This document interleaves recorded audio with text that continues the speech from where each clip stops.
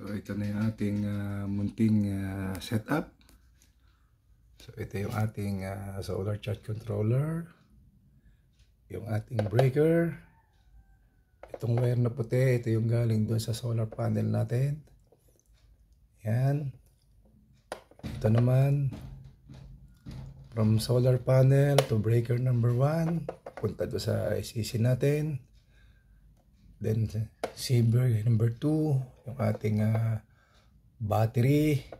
So ayan, yung positive, negative. So ayan, pumunta siya dito sa ating dalawang lead acid na 50Ah.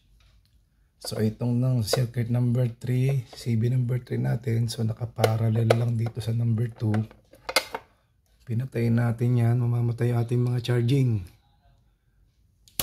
Ayan, patay yung charging natin dito. Okay, pag binuhay natin yan, charge, yung isa papunta ron, nilagyan ko dito, papunta ron, 5 volts sa CR. So ayan lang, simpleng setup. Ayan, ito ilaw, 12 volts yan, para sa kitchen. So, napakasimple. Ito naman, dito 12 volts din. Setup natin para sa ating modem. So meron pa ako isang abang dyan, ito. Nakaabang to para sa extension.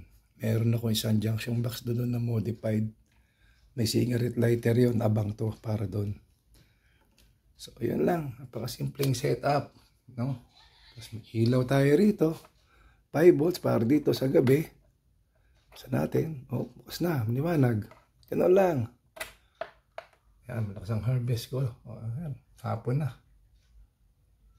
So yun lang ang ating update.